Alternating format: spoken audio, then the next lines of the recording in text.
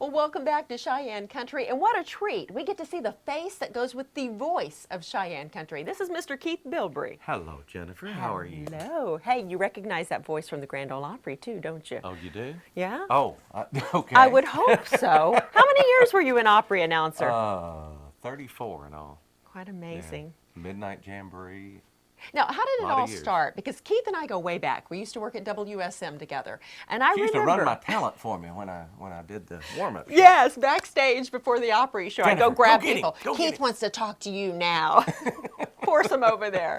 But seriously, I remember you telling a story one time about when you were a kid in Cookeville, hanging out in the basement with your friends and trying to sing like Oh, Roy yeah. Drusky. We had our very own little Grand Ole Opry show there in Dale Morgan's basement. And we even covered the lights, just a blind, just an old bulb with gel, and it would catch on fire, and our parents would yell at us. But we did. We loved the Grand Ole Opry, and I was always Roy Drusky, and I'd sing secondhand shoes, secondhand clothes. Everybody calls her secondhand Rose. I won't sing. Thank you. It's not the Grand Ole Opry, trust me.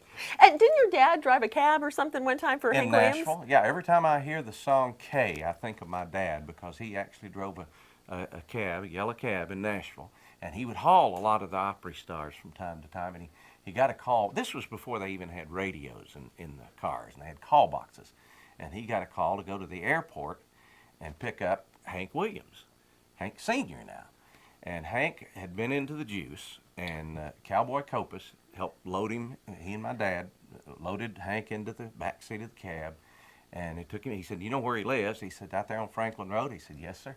So Daddy took him out there, and Audrey, he got there, and Audrey was so mad because Hank was drunk, and got him out of the cab and carried him inside. Well, Daddy got back in the cab, and he noticed in his rearview mirror that Hank had left his hat on that back little shelf of the back window. My dad, being the honest fella he is, turned around on Franklin Road and took it back and knocked on the door, and Audrey came to the door and just said, "Mr. Williams left his hat in my car." She grabbed it and slammed the door in his face. Oh, no. I said, "Daddy, he had thousands of hats. Save that for your Yes. unborn son." Yes. But yeah, that was my only brush with Hank Williams. What an amazing journey, though, from you being a fan and, brushing with these stars here and there like that, and then becoming part of their family there. Well, I've been a very blessed man. When I was 12 years old, I made my first trip to the Opry. Of course, I'd listened to it all my life. I had in my mind exactly what Grant Turner looked like, and as you know, people never look like they look on the radio. When I was 12 years old, we made our first trip to the Ryman. I can tell you exactly where I sat. And the curtain goes up, and there's this guy standing there at the podium talking like Grant Turner. But it couldn't be Grant Turner.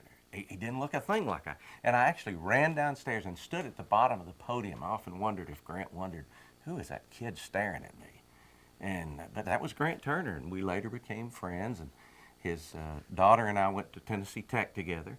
There's a little story about that. I was sitting in class one day, and I was on the radio there in Cookeville and playing rock and roll records. I thought I was pretty hot stuff, And there's this girl, these folks are asking me about, "Hey, could you play this for me tonight?" I'm like, "Oh, yeah, no problem." And this girl behind me, she says, "Are you in radio?" And I said, "Yes." She said, "Well, my father's in radio." I said, "Oh, yeah, who's that?" She said, "Grant Turner." Humbled you pretty quickly, huh? Oh, boy. But we, to this day, remain friends, and I'll never forget that day, though. And of course, that led me right into getting to meet Mr. Grant, and he was a dear friend. You talk about friendship, and that's the one thing I've witnessed when I've worked alongside you, Keith, is that there are a lot of people who work together in the industry, but you are a personal friend to a lot of these people. They trust you with their innermost secrets as well. They're my heroes, and I've been very fortunate. Like I said, I first came to Opry when I was 12, and determined at that moment I was going to work there someday. I didn't know how it was going to happen.